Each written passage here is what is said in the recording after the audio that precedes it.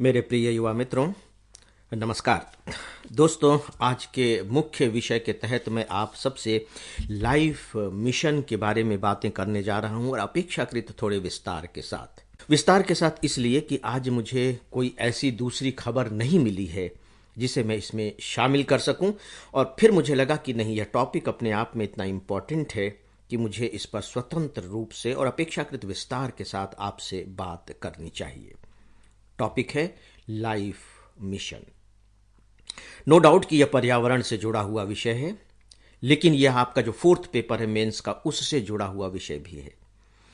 और इससे भी बड़ी बात यह है कि अर्थशास्त्र से भी जुड़ा हुआ विषय है।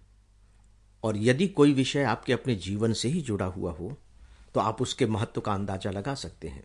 जी हाँ, यह विषय हम सबके जीवन से भी जुड़ा हुआ है, और यहां तक कि आने वाली जो पीढ़ी होगी उनके जीवन से भी जुड़ा हुआ है। एग्जामिनेशन के पॉइंट ऑफ व्यू से चूंकि मुझे ये बहुत ही इंपॉर्टेंट मालूम पड़ रहा है, इसीलिए इस पर मैंने स्वतंत्र रूप से चर्चा करने का फैसला किया। यदि आपको 20 अक्टूबर की तिथि याद हो, इसी महीने की 20 अक्टूबर, तो आपको ध्यान होगा, अगर आपने ध्यान से सुना, उस समय मेरा जो डेली ऑडियो लेक्चर था ऑफलाइन क्लासेस के कारण प्री रिकॉर्डेड होता था, इसलिए इस विषय पर मैंने चर्चा नहीं की है।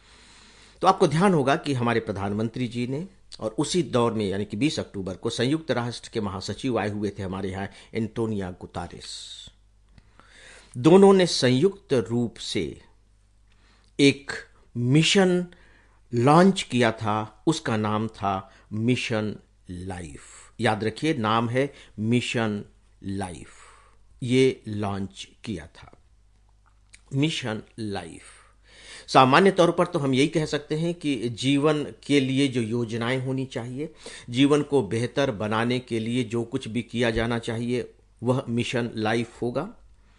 जैसे मान लीजिए कि आप देखिए कि दुनिया भर के अवसाद की स्थितियां हो रही हैं, मानसिक संतुलन लोगों का खराब हो रहा है, तो इसे दूर करने के लिए भी मिशन लाइफ लॉन्च किया जा सकता है। लेकिन आपको ध्यान रखना होगा, बारीकी से इस बात को स्वीकार करना होगा, अपने दिमाग में डालना होगा कि जो मिशन लाइफ है, इसका जो संबंध है वो पर्यावरण से है, यानी कि पर्यावरण के लिए जीवन शैली, या इसे आप यूं कह सकते हैं कि हम अपनी जीवन शैली को कैसा बनाएं कि वह पर्यावरण के अनुकूल हो, वह धारणीय हो।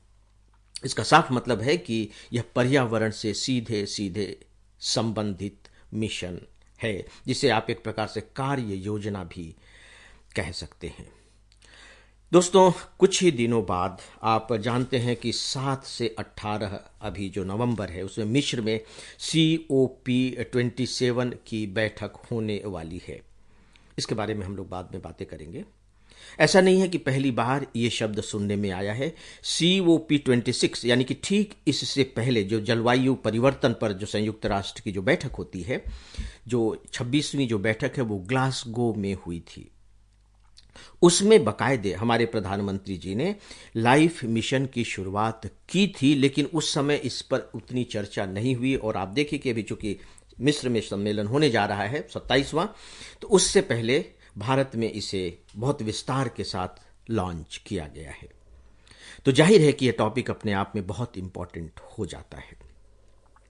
एक जो बहुत महत्वपूर्ण बात है वो ये है कि जो भारत की जीवन शैली रही है, इस मायने में अद्भुत रही है। अद्भुत इस रूप में कि शुरू से ही हमारे यहाँ जो चिंतन हुआ है, या हमारी, आप चाहे दार्शनिक पद्धति देख लीजिए, चाहे आप हमारे यहाँ की परंपराएं देख लीजिए, किसी को भी उठा करके देख लीजिए, सभी में आपको पर्यावरण के साथ सामंजस्य बनाकर चलने की बात कही गई है। यहां तक कि आप हमारे धार्मिक परंपराओं को देख लीजिए। हमारे कहने का मतलब है भारत की धार्मिक परंपराओं को देख लीजिए। हमेशा आपको पर्यावरण के साथ उसका एक संतुलन दिखाई देगा। पर्यावरण के शोषण पर आधारित न तो हमारी अर्थव्यवस्था रही है, न हमारी जीवन शैली रही है, न हमारी दार्शनिक पद्धतियां रही हैं, और न ही हमारी परंपराएं रही हैं। बल्कि सच यह है कि परंपराओं के जरिए, धार्मिक पद्धतियों के जरिए पर्यावरण के साथ सामंजस्य बैठाने के लिए लोगों को प्रेरित किया गया है, जागरूक किया गया है। हम नदियों की पूजा करते हैं, पर्वतों की पूजा करते हैं, वृक्षों की पूजा करते हैं, जीवों की पूजा करते हैं। ये सब क्या है? ये सब पर्यावरण के अनुकूल अपने जीवन शैली को ढालने की ही प्रक्रिया है। और धर्म में अगर आप किसी को शामिल कर देते हैं, परंपराओं में किसी को शामिल कर देते हैं, तो उनके प्रति हमारी जो भावनाएं होती हैं वो बिल्कुल ही बदल जाती हैं।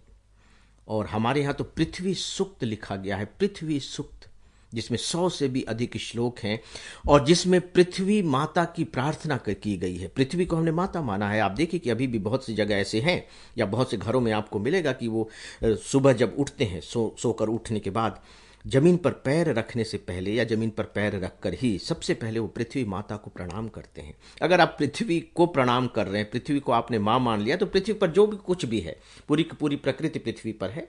सीधी सी बात है कि वह भी हमारे लिए उतने ही पूज्य हैं। तो पहली बात हमें ये बहुत स्पष्ट रूप से समझ लेनी चाहिए कि हमारी प्राचीनतम शैली बेसिकली मिशन लाइफ की ही शैली रही है। लेकिन जैसे जैसे औद्योगिकीकरण होता चला गया, अर्थव्यवस्था के स्वरूप बदलते चले गए, हम रेट रेस में शामिल हो गए। हम ही क्या, पूरी दुनिया रेट रेस में शामिल हो गई, जिसे आप आर्थिक विकास कह लीजिए।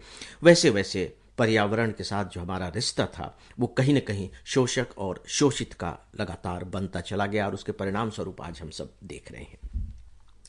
देखिए, जब भी जलवायु परिवर्तन को रोकने की बात की जाती है, पृथ्वी को बचाने की बात की जाती है, तो उसमें हम अक्सर क्या पढ़ते हैं कि कैसे हम जो गैसेज निकल रही हैं उन्हें कम करें, प्रदूषण से कैसे मुक्ति पाएं, इन्हीं सब की बात होती है। लेकिन ये जो मिशन लाइफ है, आप देखिए कि वो जीवन शैली की बात कर रही है कि वो सब चीजें तो आप करते रहेंगे, लेकिन केवल उसी से ही बात नहीं बनेगी। सबसे महत्वपूर्ण है कि हम अपने जीवन जीने के तरीके में परिवर्तन करें। और मुझे लगता है कि भारत ही दुनिया में वो सबसे महत्वपूर्ण राष्ट्र है जो इसका नेतृत्व कर सकता है, क्योंकि उसके पास इसकी बहुत ही समृद्ध परंपरा है, साहित्य के रूप में भी, धर्म के रूप में भी, दर्शन शास्त्र के रूप में भी, जीवन शैली के रूप में भी। दोस्तों, कुछ ही दिनों पहले फिर बाकायदे जो जीवन शैली के लिए जो चीज़ें अपनाई जानी चाहिए, जो स्टेप होने चाहिए, उसमें 75 जीवन शैलियों को लेकर के एक लिस्ट जारी की गई है। एक लिस्ट जारी की गई है, केंद्र सरकार ने जारी किया है। 75 जीवन शैली के अभ्यास, यानी कि हमें ये करने चाहिए। और ये जो 75 शैलियां हैं, इनको 7 भागों में बांटा गया, 7 श्रेणियों में। ऊर्जा के साथ हमारा व्यवहार कैसा हो, पानी के साथ हम कैसे रहना सीखें, जो सिंगल यूज प्लास्टिक होता है उसके साथ हम कैसे व्यवहार करें, कैसे हमारी किस तरह की हमारी खाद्य प्रणाली हो, यानी कि खान पान हमारा कैसा हो, कैसे हम कम से कम पानी का उपयोग करें, कैसे हम स्वस्थ जीवन शैली अपनाएं, और यहां तक कि ई कचरा का कैसे उपयोग करें। कम से कम इस तरह का काम करें कि कम से कम ई कचरा उत्पन्न हो, और अगर होता भी है, जो भी थोड़ा बहुत हो रहा है, तो उनके साथ हम क्या करें। इनमें जो तथ्य रखे गए हैं वो बहुत ही इंटरेस्टिंग है, बहुत ही इंटरेस्टिंग। जैसे आप सबकी जानकारी के लिए मैं कुछ बातें यहां रखना चाहूंगा। जैसे यह है कि हम सब फ्रिज का पानी पीते हैं, गर्मी के दिनों में पीते होंगे, आप भी आदत सी हो गई है। लेकिन कभी घड़े का पानी पी करके देखिए, ताजा घड़ा लीजिए, उसका पानी पी करके देखिए। मुझे इस बात की खुशी है कि हम लोग ताजे घड़े का पानी पीते हैं। किसी भी मायने में आपके फ्रिज के पानी से कम ठंडा नहीं होता। और सबसे बड़ी बात है कि जब आप ताजे घड़े का पानी पिएंगे, या घड़े का ही पानी कह लीजिए, जब पिएंगे तो उसमें आपको एक सौंधापन का स्वाद मिलेगा, अच्छा लगेगा। गला कभी खराब आपका होगा ही नहीं। करके देखिए, पहले यही करते थे लोग, अब भूल गए। घड़े का भी इस्तेमाल होगा, और सीधी सी बात है कि उसमें ऊर्जा भी नहीं लगेगी कि आप उसमें बिजली चली गई तो दिक्कत हो रही है। तो कूलिंग वाटर की जगह देखिए कि क्या इस्तेमाल, क्या कहा गया है कि आप जो है मिट्टी के बर्तन में पानी रखिए और उसे पीने का काम कीजिए। इस तरह की बातें रखी गई हैं। घरों में, चाहे स्कूल हो, चाहे कार्यालय हो, वहाँ बाकायदे जो वर्षा का जल होता है उसका संचयन किया जाए। अगर हम उसका संचयन करेंगे तो जो पानी के अभाव जो से हम जूझते हैं, आप देखिए कि गर्मी के दिनों में क्या हालत हो जाती है, उससे मुक्ति मिल जाएगी। और सीधी सी बात है कि हमें फिर अंडरग्राउंड जो वाटर है उसे नहीं निकालना पड़ेगा। पानी जो जीवन का आधार होता है, सोच करके देखिए कि उसका ही हम संचयन नहीं कर पा रहे हैं। जो प्लास्टिक है उसका रिसाइकल्ड उपयोग किया जाए। चलिए, वो तो संस्थान उसके रिसाइकल्ड उपयोग करेंगे, हम व्यक्तिगत रूप से तो क्या कर सकते हैं। लेकिन उसमें एक छोटी सी बात कही गई है और बड़ी प्यारी सी बात है, वो ये है कि जो हम लंच बॉक्स रखते हैं, प्लास्टिक के लंच बॉक्स रखते हैं, कितना अच्छा हो कि उसकी जगह स्टील के लंच बॉक्स रखने लगे। एक बार आपने स्टील का लंच बॉक्स ले लिया तो पता नहीं कितने साल चलेगा। प्लास्टिक हर साल टूटते रहते हैं, तो प्लास्टिक का कम इस्तेमाल होगा। यहाँ तक कहा गया है कि अगर आपको पौष्टिक भोजन लेना है तो आप ऐसा क्यों नहीं कर सकते कि किचन गार्डन बना लें। किचन गार्डन, ऑर्गेनिक सब्जियां उगाइए। और मुझे इस बात की खुशी है कि मैं ऐसा करता हूँ। छत पर मैंने किचन गार्डन बना रखा है और क्या स्वाद होता है ऑर्गेनिक सब्जियों का, आप कल्पना नहीं कर सकते। एक बार करके देखिए। और इतनी जगह तो सबके पास होती ही है कि कुछ जब किचन गार्डन बनाए जा सके। अगर नहीं होता है तो चलिए कोई बात नहीं, लेकिन एक उपाय सुझाया गया है।